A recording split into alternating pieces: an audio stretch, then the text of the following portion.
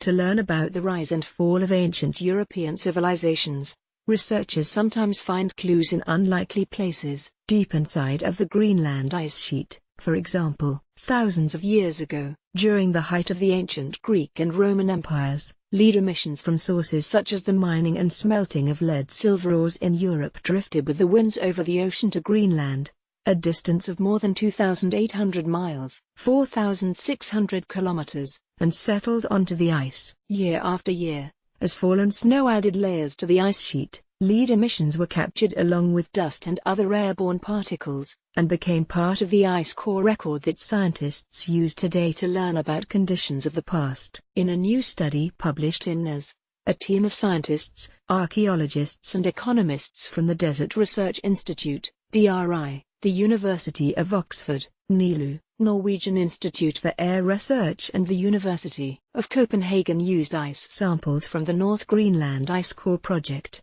NGRIP, to measure, date and analyze European lead emissions that were captured in Greenland ice between 1100 BC and AD 800. Their results provide new insight for historians about how European civilizations and their economies fared over time. Our record of subannually resolved, accurately dated measurements in the ice core starts in 1100 BC during the Late Iron Age and extends through Antiquity and Late Antiquity to the early Middle Ages in Europe, a period that included the rise and fall of the Greek and Roman civilizations, said the study's lead author Joe McConnell, Ph.D., research professor of hydrology at DRI. We found that lead pollution in Greenland very closely tracked known plagues, wars, social unrest and imperial expansions during European antiquity. A previous study from the mid-1990s examined lead levels in Greenland ice using only 18 measurements between 1100 BC and AD 800. The new study provides a much more complete record that included more than 21,000 precise lead and other chemical measurements to develop an accurately dated, continuous record for the same 1,900-year period, to determine the magnitude of European emissions from the lead pollution levels measured in the Greenland ice. The team used state-of-the-art atmospheric transport model simulations.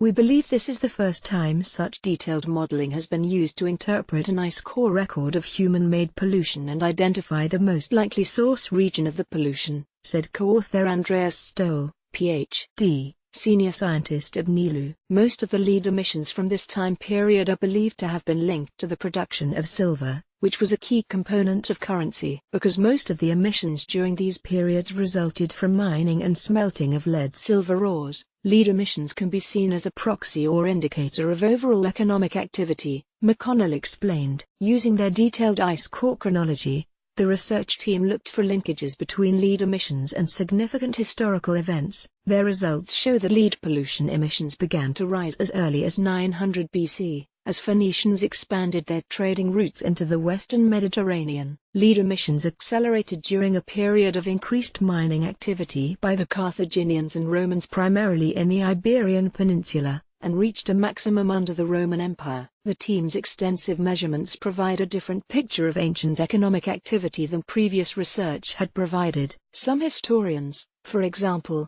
had argued that the sparse Greenland lead record provided evidence of better economic performance during the Roman Republic than during the Roman Empire. According to the findings of this study, the highest sustained levels of lead pollution emissions coincided with the height of the Roman Empire during the 1st and 2nd centuries AD, a period of economic prosperity known as the Pax Romana. The record also shows that lead emissions were very low during the last 80 years of the Roman Republic, a period known as the Crisis of the Roman Republic.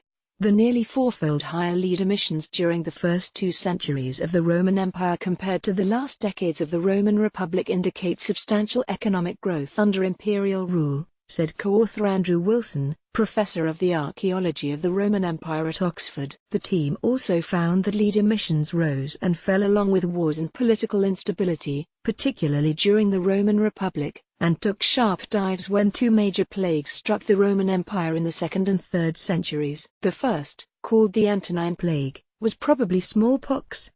The second, called the Plague of Cyprian, struck during a period of political instability called the Third Century Crisis. The Great Antonine Plague struck the Roman Empire in AD 165 and lasted at least 15 years. The high leader missions of the Pax Romana ended exactly at that time and didn't recover until the early Middle Ages, more than 500 years later, Wilson explained.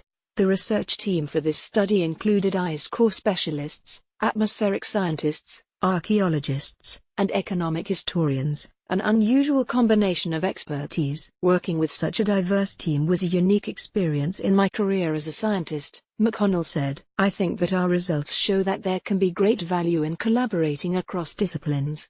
Story source: materials provided by Desert Research Institute. Note: content may be edited for style and length.